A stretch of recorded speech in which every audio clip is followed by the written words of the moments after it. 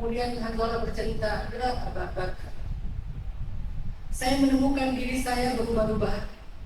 Ketika saya dekat dengan Rasulullah, duduk di hadapan Rasulullah, sedang mendengar Rasulullah bertutur, iman saya naik. Saya semangat berbuat amal solih, seolah-olah jarak saya dengan surga itu cuma sejengkal saja. Tapi ketika saya pulang ke rumah, saya pergi ke pasar, saya jauh dari Rasulullah, iman saya turun seturun-turunnya sampai seolah-olah jarak saya dengan neraka itu sejengkal saja." Jadi kadang naik drastis, kadang turun drastis. Dan ini adalah keadaan orang munafik. Wahai Abu Bakar, berarti saya sudah termasuk orang munafik. Mendengar ucapan Hanzalah seperti itu, Abu Bakar bersimpatik, berempati kepada Hanzalah dengan mengatakan, "Aku pun demikian wahai Hanzalah. Aduh gimana ya? Ya udah yuk kita tanya kepada Rasulullah SAW." Akhirnya Abu Bakar mengajak Hanzalah bertemu dengan Rasul. Kebenaran Abu Bakar ini adalah orang yang sangat dekat kepada Rasul, sehingga mudah untuk mengajak siapapun bertemu dengan Rasul. Soalnya tamu Rasulullah itu banyak banget. Bertemulah Hanzalah dengan Rasulullah ditemani Abu Bakar. Kemudian Rasulullah bertanya, "Ya Abu Bakar, ada apa?" "Ya Rasulullah, sesungguhnya aku membawa Hanzalah dan dia punya masalah besar yang juga aku memiliki masalah yang sama." Kemudian Rasulullah bertanya, "Apa masalahmu wahai Hanzalah?" Kata Hanzalah, "Nafaqa Hanzalah ya Rasulullah." "Ya Rasul, Hanzalah itu sudah munafik." Rasulullah kaget. "Kaifa dzalik? Gimana maksud kamu?" Kata Hanzalah, "Kalau saya dekat dengan engkau, saya bisa merasakan aroma surga, seolah-olah saya ada di dalam surga. Kalau saya jauh darimu, saya seolah-olah bisa merasakan aroma neraka, seolah-olah saya ada di dalam neraka." Telah munafik Hanzalah ya Rasulullah. Kemudian Rasulullah menasihati Hanzalah, iman itu naik turun wahai Hanzalah. Iman itu kadang bertambah, kadang berkurang wahai Hanzalah. Seandainya iman kamu stabil di atas terus seperti ketika engkau ada bersamaku, maka engkau akan mendapati para malaikat menjabat tanganmu. Tetapi semua itu ada waktunya, sa'atan fasa'atan ya Hanzalah. Ada waktunya naik, ada waktunya turun ya Hanzalah.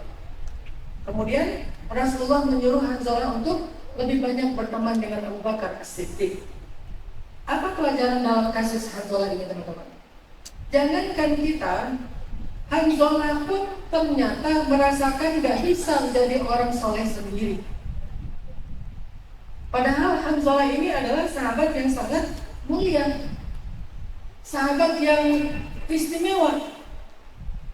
Tahu gak julukannya Hanzalah itu apa?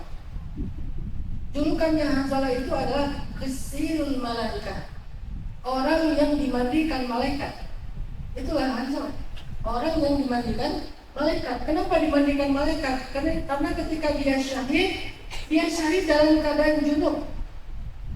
Dia syahid dalam keadaan belum mandi besar.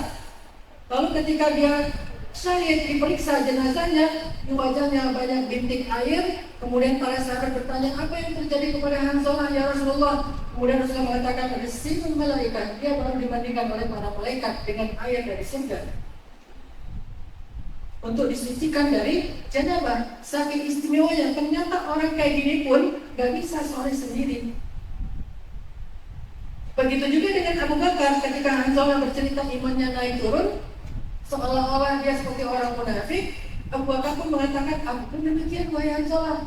Sekelas Abu Bakar, yang kalau ditimbang imannya dengan iman seluruh orang Islam itu lebih berat daripada Abu Bakar, ternyata beliau juga ngerasa hal yang sama, lemah kalau lagi sendiri.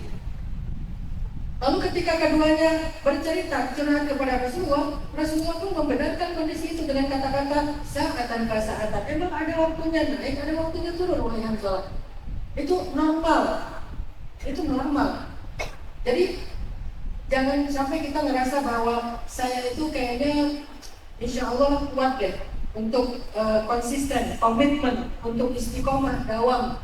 Berarti kita nggak normal. Sedangkan Abu Bakar aja normal, Hanzalah aja normal, Umar aja normal, Ali aja normal. Yang perfect 100% itu cuma Rasulullah SAW. Yang lain semuanya normal. Arti normal itu yang ada kalanya saatan dia naik, ada saatan dia turun. Sehingga akhirnya Abu Bakar dan Hanzalah berteman baik, menjadi sohib, menjadi suhbah, menjadi sahabat dalam ketaatan. Itulah pelajaran buat kita. Kalau seandainya Abu Bakar aja butuh Hanzalah dan juga sebaliknya, siapa kita yang tidak butuh suhbah solihah, circle atau support system dari orang-orang yang ada di sekitar kita. Iman kita lebih ekstrim naik dan turunnya. Bahkan kalau naiknya nggak ekstrim, naik sedikit, turunnya mungkin naik 1 turun 2.000, naik 1 turun sekian ratus. Iman kita lebih ekstrim daripada iman Hanzalah. Jadi kalau Hanzalah saja ngerasa munafik, kalau kita apa kira-kira? Kalau kita mungkin udah ngerasa saya udah kafir nih, saya udah nggak benar nih. Karena kalau Hanzalah itu masih menjaga ibadah wajib, sholat nggak ditinggalkan. Kita sholat ditinggalkan sering kali. Puasa ada di warung yang pakai terpal, di bawah banyak kelihatan kaki. Ngaji, yang nggak usah ditanya. Gak ada ayat lain yang kita baca di dalam sholat. Habis sholat dolim amin pasti sesekali pengen ganti ayat. Amin. Dan itu dia lama kayak mikir mau baca apa ya. Udah lama lagi.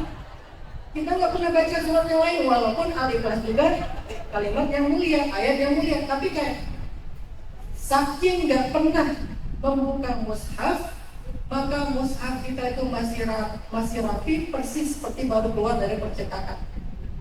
Gak ada yang belenggu-belenggunya, gak ada yang rusak-rusaknya, gak ada yang kuning-kuningnya bekas tangan kita yang sering dibolak-balik. Masih bersih. Kok masih bersih? Karena saya punya banyak mushaf. Oke. Saya punya mushaf digital di handphone. Tapi lagi enak-enak aja muncul notifikasi, pencet. Akhirnya berubah. Siapa yang menotif kita? Teman yang ngajak kita nongkrong. Walaupun saya nggak menjudge itu ya, saya kan punya prinsip dalam dakwah no judgment, respect to other. Sehingga saya nggak pernah mau menghakimi orang salah, dosa, haram.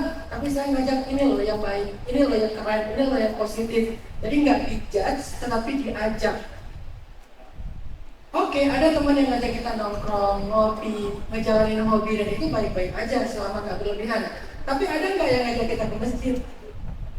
Kan sering kita diajak nongkrong yuk, ngopi yuk, sepedahan yuk, futsal yuk, mini soccer yuk, ini dan seterusnya, main game online yuk, judi online yuk, sampai kepada dosa pun diajak.